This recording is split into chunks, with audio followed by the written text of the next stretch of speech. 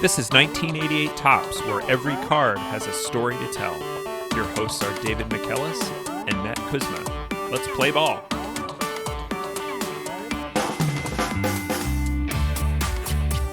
Welcome back to 1988 Topps. David, what's our card for this week? Two cards this week. Cory Snyder, outfielder, shortstop for Cleveland, card number 620. And card number 789, the Cleveland 1987 Team Leaders card. All right, two cards. Always good to knock two out of the queue. But before we get to these, David, we do have a couple of items that came in through the mailbag about last week's episode on Phil Garner. First of all, listener Ryan wrote in the mailbag about the song Rocky Top. He kind of took the bait that I laid last week when I said that my spouse knew the lyrics to the song Rocky Top, but did not know that it was the unofficial fight song of the University of Tennessee Volunteers. And he surmised that perhaps she knew the song because she had been exposed to the show Hee Haw as a child. Good guess, Ryan, but that is incorrect. So the reason that my partner knows the song Rocky Top is because she was taught Rocky Top at Sunday school in Catholic church. I need more detail. We'll probably need more episodes of follow-up. I tried to find out at what age it was that she had learned this, why on earth the Sunday school teacher thought this song was appropriate for teens. But regardless, that is how she learned the song. It was not in marching band practice. It was not in courtside band practice. It was nothing else, even though she was a clarinet player. She learned Rocky Top in church. I know that we have a couple clergy member listeners, so I'm interested to hear if there's an ecumenical reason for Rocky Top, some kind of biblical references to drinking corn out of a jar, the book of Rocky Top. I went to Sunday school. I did not learn Rocky Top, but I went to Sunday school in the Chicago suburbs, not in Texas. So maybe it's different. I didn't know that fight songs were a part of CCD, but I'm glad to know that the curriculum must have changed with the new pope. Who knows? But regardless, thank you, Ryan, for that suggestion. And keep those mailbag posts coming. You can always find us on Facebook, on Twitter, and also Gmail. Our email address is 1988topspodcast@gmail.com. Our second post in the mailbag comes from one of those clergy, listener Rev, who had suggested Joey Meyer earlier in the series, and lifelong Brewers fan. He wrote in and said, "We suffered through a lot of Phil Garner's not-so-great managing in Milwaukee. David wondered why Garner was around so long as manager of the Brewers in the 1990s when they stunk. Well, look no further than who was his GM. One Sal Bando, who you mentioned was kind of sweet on Phil from back in their days with the A's.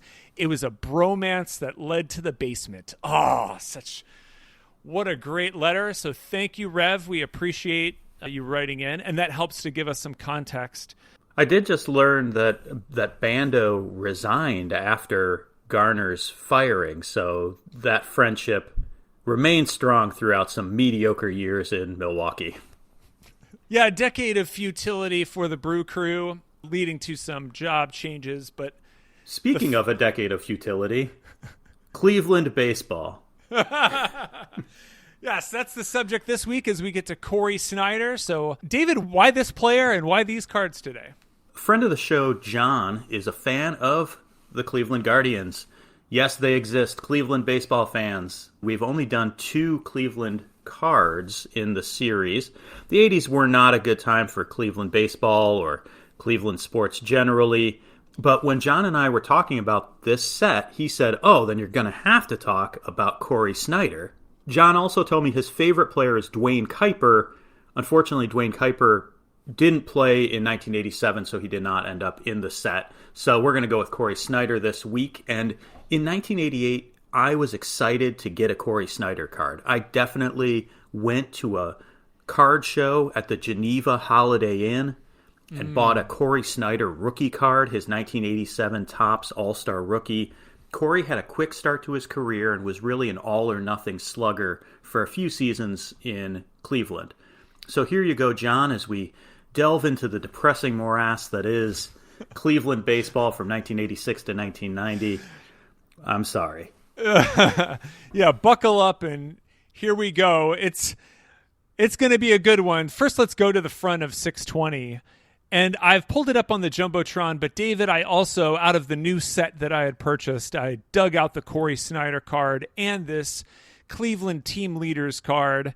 And looking at the front of 620, Corey's got very thick eye black on. He has just batted a ball to the right side of the infield, it looks like, and he's getting ready to jump out of the batter's box. He also looks like he's got a lot of chewing tobacco or gum in his cheek, maybe in his off cheek. He's got a very pronounced look on his face of chewing. He also has this wispy little mustache that I think is more visible on the Team Leaders card. Is this a Corey who could end up on the cover of Tiger Beat? I don't know if he's that kind of Corey. I don't think he's got Haim potential. He was a tall guy, but in this picture, this swing, he looks pretty thin. And considering how good of a power hitter he wasn't a huge guy, but just tall, 6'3". And this shows just kind of like almost like a golf swing. Corey had a big swing. If he wasn't hitting a home run, he was probably striking out. And particularly in 1987, there were a lot of strikeouts.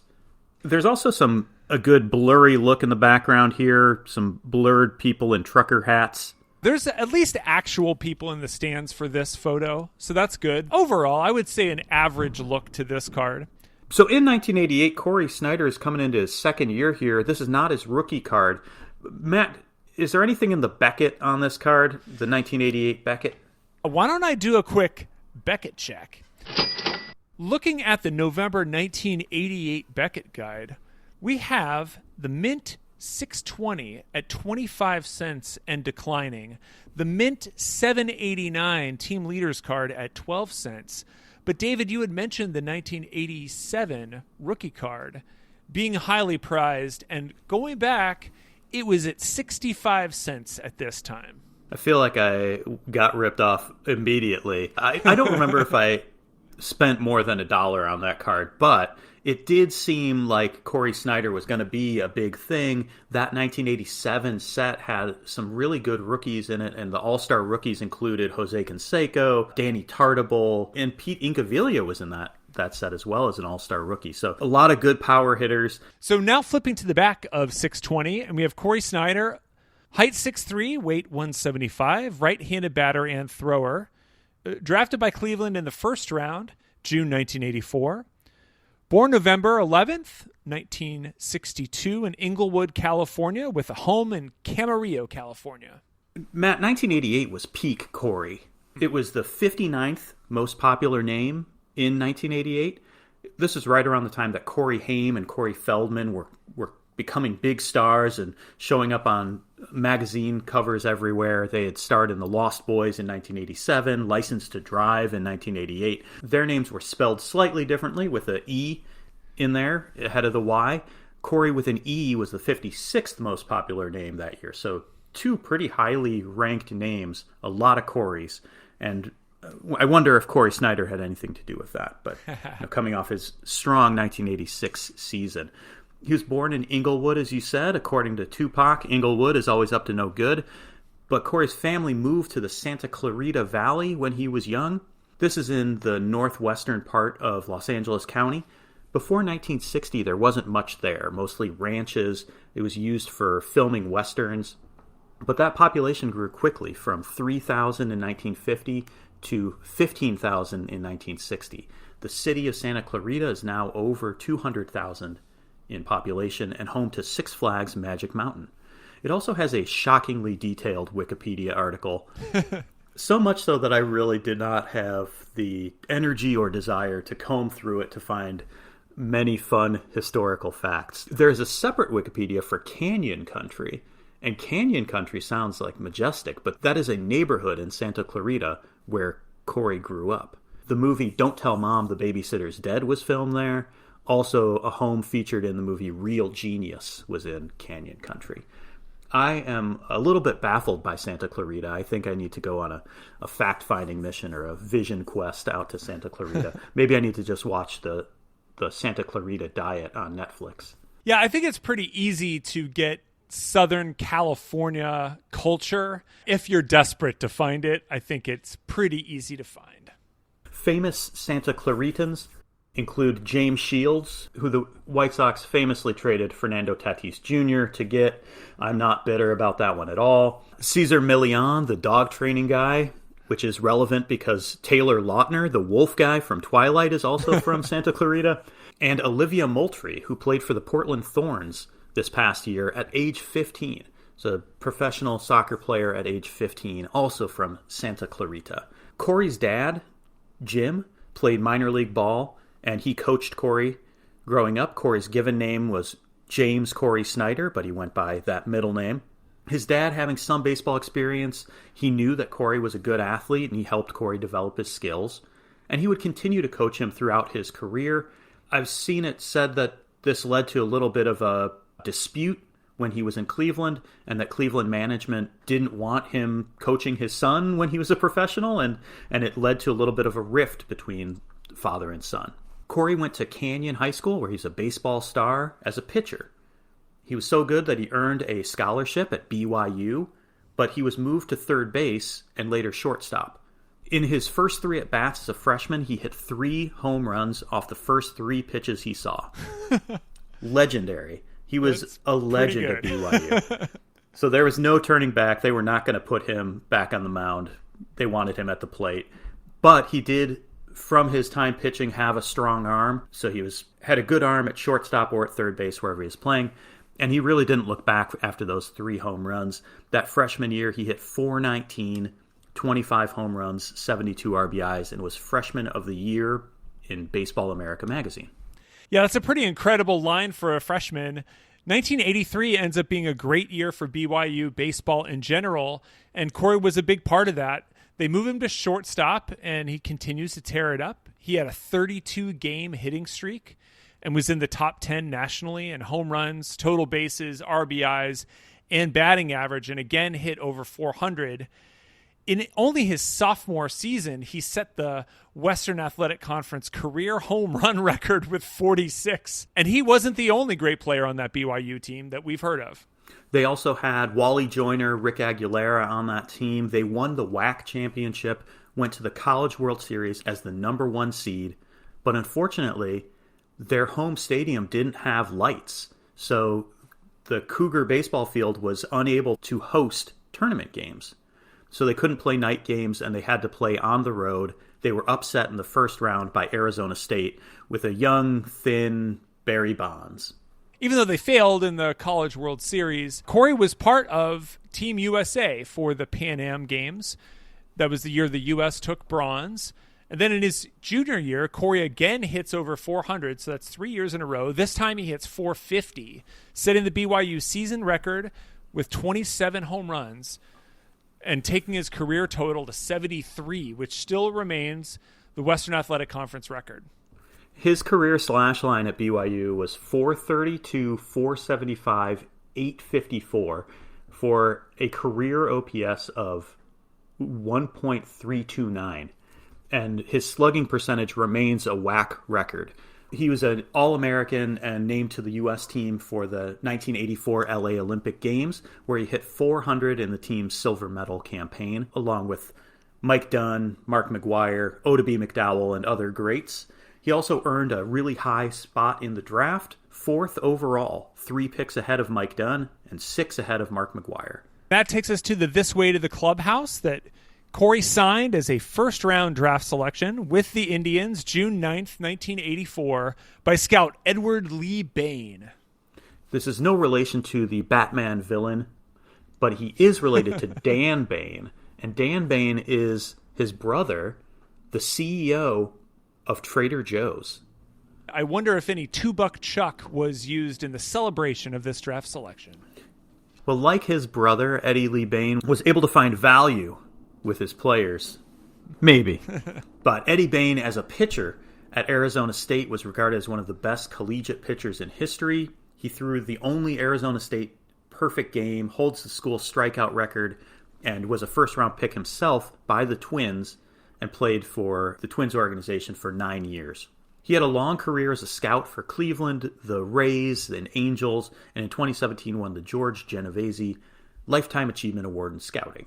And he signed Cory Snyder to a $137,000 signing bonus after that Olympic experience in 1984.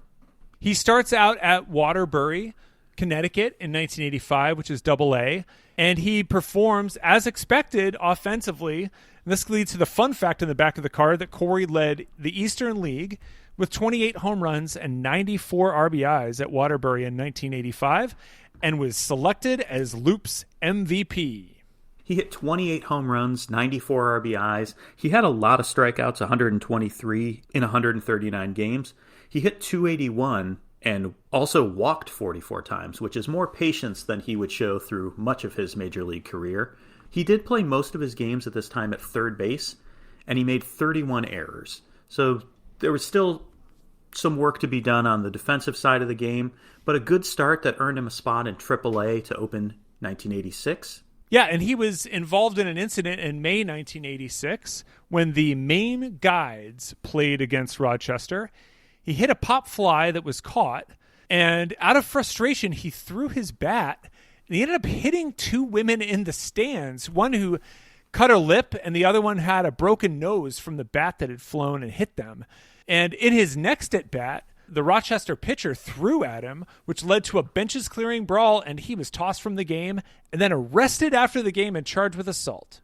The charges were later dropped, but Cory said he intended to throw the bat into the dugout, but it stuck to his glove due to pine tar, and it was a mistake. Generally, throughout his career, Cory Snyder is thought of as a really good guy. And really, in interviews, reporters even say that he kind of goes out of his way to not offend anybody. And just, he seems like a really good dude. And he doesn't drink. From everything I've seen, there weren't any character issues. And so it really did seem like an unfortunate mistake. These two women had some pretty serious injuries, a broken nose, as well as it wasn't just a cut lip, but also some dental damage as well. They sued for $2+ million, and it took a couple years, but Cory did settle out of court. Aside from that unpleasant incident, he kept up the good performance offensively through 49 games. He hit .302 with a .542 slugging percentage. On defense, he's still playing at third, slightly better, at least in terms of errors, only 8 in those 49 games. He did play well enough to earn a call up to the majors in early June. Getting called up to Cleveland in the major leagues, is that a promotion or is that punishment? One might ask that question, and this Cleveland team was really bad. In 1985, they lost 102 games. They hadn't finished higher than 6th place in the AL East since 1977, but this team that Cory's getting called up to was promising.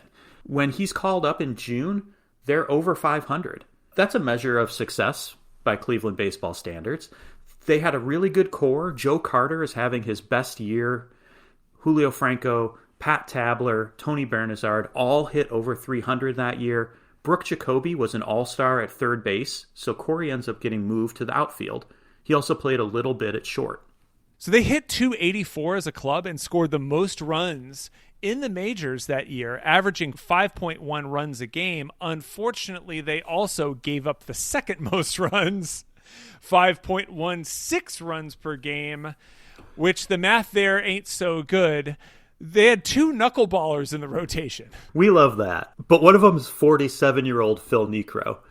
Tom Candiotti is the ace of the staff. He went 16-12. He had a 1.16 ERA plus, which pretty good. But when you got 2 knuckleballers at the front of your rotation, it's going to be an interesting time. The team's other all-star, other than Brooke Jacoby, was pitcher Ken Schramm, who went 14-7, but had an ERA over 4.5.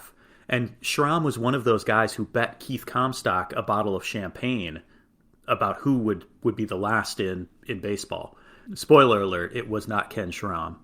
Cleveland would end up getting within 5 games of first place by late July, but then finish around 500.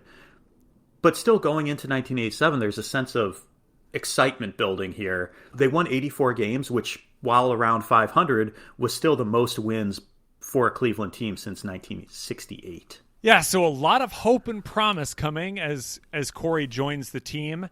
And he was a revelation. He hit 24 home runs and hit 272 in just 103 games in 1986. And at the time, that home run total of 24 home runs in 103 games was the 14th highest total for a player with fewer than 110 games, tied with Ken Phelps in 1984 and one behind Babe Ruth in 1925. Although Corey had a much lower OPS than the rest of that list, only 799, because he didn't walk very much. He only walked 16 times during that time. But his offensive numbers earned him Rookie of the Year consideration in a year that was a very good one for AL rookies. He finished fourth behind Jose Canseco, Wally Joyner, and Mark Eichhorn, who had one of the best relief seasons ever. Corey's defense was a little suspect, but he did have a really good arm. He had 10 errors on the year. Only 2 of them came in the outfield. He briefly played shortstop, 34 games at shortstop. In those 34 games, he made 8 errors. So his defensive value is a little skewed due to that poor play at short. Those 8 errors were bad enough to rank 35th among shortstops, even though he only played 34 games there. So defensively, still room to grow, but also he wasn't locked into a position yet. That big rookie year in 1986, as we discussed, David, led to Corey earning the Little Cup on his 1987 All-Star rookie card, 4 tops. Also got him a spot on the cover of Sports Illustrated.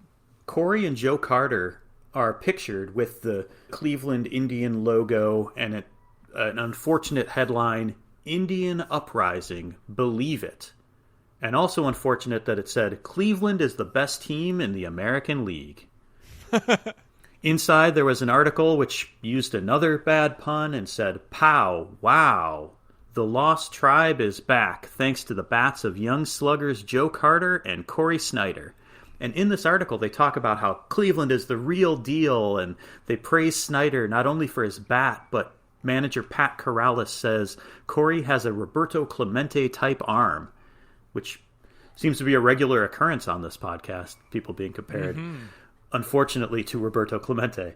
Corey said, and this goes back to Corey being just a nice guy, he just said, the fact is, I'm just happy to be here. I'd play anywhere. So he's happy to be playing shortstop, playing outfield. Not exactly what you expect from a college superstar coming off a really good rookie year, to just be happy to be there. He did his best to endear himself to the city of Cleveland. He said, I remember when I came through Cleveland with the Olympic team, my first impression was that it was an ugly place. Since I've been here, I've seen what they've done to rebuild downtown and make things better. I think all the Cleveland jokes come from people who've never been there. And I think Corey's right. Cleveland's a pretty cool place. But was Cleveland the best team in the American League in 1987? So for the answer, let's go to our second card, 789, the Cleveland Team Leaders card. On the front, we see a great picture, and on the back, we'll have our answer to how good they actually turned out. First on the front, this is a beautiful picture, David, with Joe Carter and Cory Snyder framed, just smiling well for the camera. You can see that little mustache of Corey's kind of barely poking through. Joe Carter also has a mustache here. Good mustache work, guys. Good lighting on this. So with the dark clouds looming in the background, maybe the beginning of a night game or kind of a twilight. This photo is taken from kind of a low angle and well lit from below. So I think it's a really cool picture. One of the better pictures on these team leaders cards that we've seen. Some of them are odd, candid shots, and this one more of a staged and artistic look to it. Yeah, looks good. Now flipping to the back of the card. So on the offensive side, the stats here look pretty good. You've got Julio Franco hitting .319. You've got Cory Snyder leading the team with 33 home runs. Joe Carter with 106 RBIs. And Pat Tabler and Brett Butler both show up. So this is a well-balanced leaders card on the offensive side. In reality, on offense, they weren't as good as they were in 1986. They had 3 30-home run hitters, but yet they scored the third fewest runs in the American League. They had okay offensive performances in a very good offensive year in 1987. But the real problem for this team is the other side of that card, the pitching side. This pitching team leaders card, the best ERA on the team is Tom Candiotti with a 4.78 ERA. Oh, yikes. And 3 pitchers with only 7 wins. That's the leader. Yeah, real bad. And the Sports Illustrated article conveniently glosses over the fact that their pitching was terrible. They briefly mentioned that a 48-year-old Phil Niekro was going to be in the pitching rotation, and then quickly shift back to Cory Snyder and Joe Carter. Here, look at these shiny bats. Ken Schramm, who was the 1986 All-Star, he went 6-13 with a 6.50 ERA, and then never pitched in the majors again. Yeah, so this team was really bad. They started 1-10 at the beginning of the season. By the end of May, they're in last place, 16-34. The manager, Pat Corrales, gets fired in mid-July, and Doc Edwards is brought in to replace him. It doesn't get any better. They end the season 61-101. And Cleveland's 5.28 team ERA was the worst in the league and the worst in franchise history, and would also end up being the worst of the entire 1980s. Oh, it's an epic fail. Yep. Best team in the American League. Famous last words, and one of those that comes up with the curse of the Sports Illustrated cover. On paper, Corey, to me, on the back of this card, he looked like a star. He hit 33 home runs. That's 8th in the American League. I was 8, mind you. So, I wasn't digging into advanced statistics. He had the 5th lowest on-base percentage of any player with 30-plus home runs. His OPS plus was 89. That's the 8th lowest for a 30-home run season. He just never got on base if he wasn't hitting a home run. He also set the Cleveland record for strikeouts with 166. And he had some good and bad streaks this season. One particularly bad streak from mid-April to mid-May where he hit 167. He broke out of that slump on May 21st with a 3-home-run game, 2 of them off of Burt Blyleven. His 9 errors were the 5th most among outfielders, but he also had 16 assists, which was 3rd in the American League.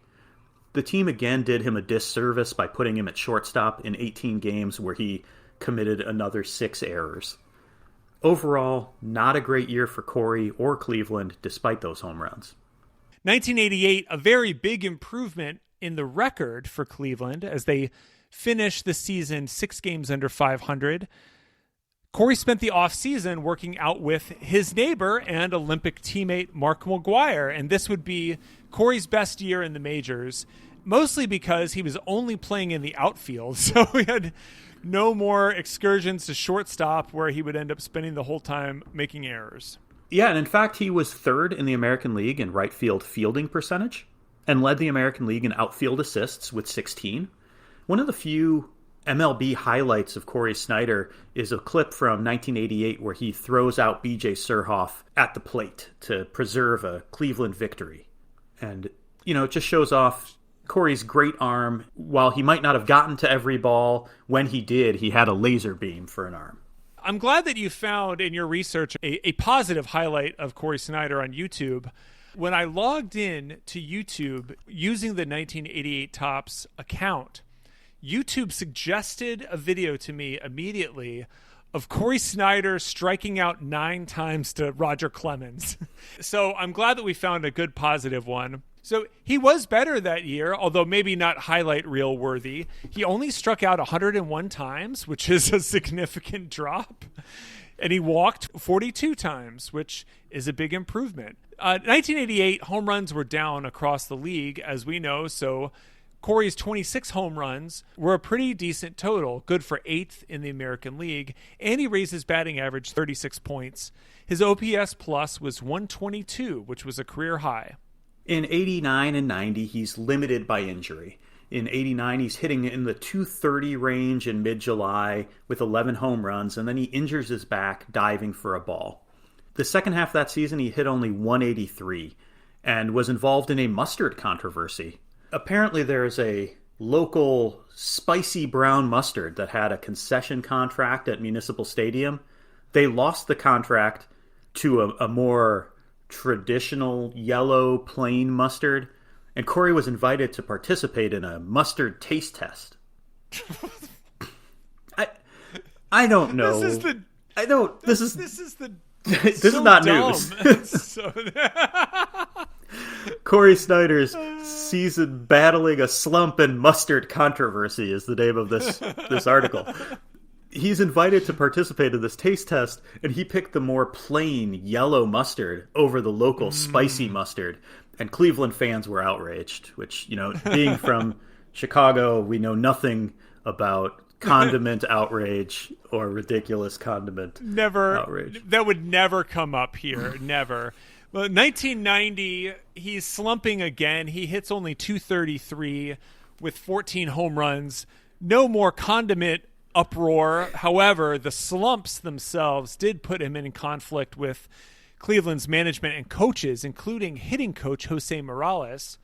Cleveland is about to start a rebuild that would lead to the great teams of the 90s. They had Sandy Alomar, Carlos Baerga, and Albert Bell. So it's about time to make a move. And with Snyder slumping and in conflict, the team trades him to the White Sox for Sean Hillegas and Eric King. And his time in Chicago was not memorable, for me at least. It kind of was for Corey. The White Sox are coming off of a 94-win season, moving into their new ballpark, and they'd always had trouble finding a solid right fielder, and Corey's going to compete for the starting right field job. He had a good spring, and manager Jeff Torborg tells him he's going to play a little bit in right field, some in left, and then on opening day he starts in left, Sammy Sosa starts in right, and hits 2 home runs.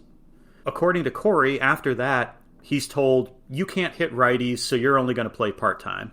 And so he slumps because he's not getting any playing time, and he's fighting with White Sox hitting coach Walt Hriniak, which is interesting because in the initial trade announcement, White Sox manager Jeff Torborg says, Cory Snyder is a devoted student of Walt Hriniak. Corey had visited Hriniak's school in 1989, but then when he went back to Cleveland, they told him that Walt's tactics weren't going to work with his swing. After his career, when asked about it, Corey said, Walt was a great guy, but he wanted to try to change everybody to hit a certain way. Head down, off the front foot, drive the ball up the middle. It was an unnatural swing for me. I wasn't a line drive hitter. The organization expected me to work with him, and basically it was Walt's way or the highway. So according to Corey, the disagreements were more because of coaching inflexibility, and he said, I was coachable. I listened and I tried too much. And Hriniak had his critics, including Ted Williams, who thought that Walt's methods took away some power from hitters. And when Hriniak was working with Frank Thomas, some managers said that what Hriniak was doing was criminal, that he was taking away Frank Thomas's biggest power, which is home run swings, and turning him into a line drive hitter. But Carl Yastrzemski, Carlton Fisk, Wade Boggs, and Frank Thomas all credit Walt Hriniak with playing a significant role in their Hall of Fame careers. Snyder was a big swinger, and Hriniak maybe tried to coach that out of him, and it didn't work out. So he plays only 50 games for the White Sox, hits .188, and gets traded to Toronto. With the Blue Jays in 1991, he ends up playing 21 games and then is released. So that didn't work. Then signs with the Giants as a non-roster player in the offseason. And it's a bargain for the Giants to try to take a chance on him. And he has a resurgence thanks to hitting coach Dusty Baker. Corey said that he found a tape of his swing from 1988 when he was at the height of his career. And he said that he watched that old tape and got his mental attitude into a better space, relaxed, and went back to basics. Dusty's approach is maybe a little less scientific than Walt Hriniak. He said, I want him to ride a wave to the beach and not worry about falling off. I don't know what that means, but it worked. Dusty's a chill dude. And so maybe Cory Snyder, also Californian, maybe the riding the waves, I don't know. But it worked for him. He hit .269, 14 home runs, and he played every position other than pitcher and catcher. So showing some versatility and a willingness to play anywhere, he earned the June Player of the Month award for the National League, hitting .372 with 5 home runs and 24 RBIs. Yeah, and ends up earning a decent free agent contract with the Dodgers, a 2-year, $3 million contract which is pretty good considering where he was in 1991 with a non-roster spot. Corey ends up playing wherever he can for the Dodgers. Darryl Strawberry was supposed to be the right field starter, but he had injuries and slumped all season, so Snyder ends up playing 112 games in right field, then some at third base and some at first. And he gained a very important fan in Tommy Lasorda, who said, quote, "If you don't like Cory Snyder, you don't like Christmas." That's an important fan. It's good to be on Tommy's good side. And Corey had a decent year at the plate, hit 266 with 11 home runs. He did lead the National League in strikeouts with 147, but you know what you're going to get with Cory Snyder. He's going to strike out. He might give you a little bit of power, and he'll play wherever you put him. Going into 1994, he actually thought he was going to compete for the starting third base job. And then the Dodgers signed Tim Wallach, and Corey had a limited role, only playing in 73 games, mostly in left field at this point. He hit only 235 with 6 home runs. And his 2-year contract was up. He had a couple minor league attempts with Boston and San Diego in 1995. And when the strike happened, he decided it's time to call it quits. He tries a little bit of a comeback in 1997, spring training with St. Louis. But that doesn't turn out, so closing the book on Cory Snyder, a career line of 9 seasons in the majors, 247 average, 149 home runs, 488 batted in, with 902 hits and 992 strikeouts. But 83 outfield assists from right field, which is 81st all-time in Major League history. So how about in retirement? He went into coaching. He had a baseball training facility in Southern California and then later opened one in Utah. He's also had a well-traveled coaching career with stops in Hawaii, in the Mariners organization, in Mexico, as well as in Taiwan with the CTBC brothers. Ooh. And I did reach out to @PaintedCap, friend of the show Andrew, for some background on the brothers. And Andrew told me that the brothers are one of the original CPBL teams from 1990, although for most of their history, they were known as the Brother Elephants, which I think is a better name. Sorry that they dropped the elephants, but they do still have the elephant in their logo. And they're one of the 2 most prominent teams in Taiwan, having won 8 of the 32 CPBL championships. The Uni-President Lions have won 10 championships, so they're pretty strong rivals in the CPBL. They're one of the wealthier and more visible teams, like the Yankees of Taiwan.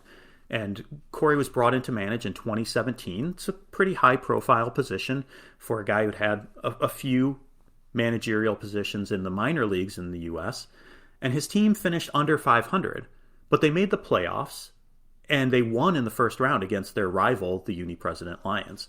They lost in the Taiwan series, but still, good job, Corey, for making it out of that first round. In 2018, the team started slow, and Corey left in September to go to California to help his family who was dealing with the wildfires. He ended up getting fired at the end of that season with the team having underperformed. In more recent updates in 2020, does he own the Hyundai dealership? No, he just works there. He was selling cars, and there's this good announcement video that kind of shows what he looks like now, which is he looks like Kenny Rogers. His blonde hair has turned to bright white, but now Corey is back in managing. Just this past week, he was announced as the manager of the Northern Colorado Owls with a Z in the Pioneer League. It's good to see Corey back in the coaching game. Corey's retirement in 1995 was partially due to the fact that he and his wife Tina have 6 kids. So there was a lot of work at home to do. He spent time with his family, coaching his kids' teams. His kids are very important to him. His Instagram handle is SnyderDad28.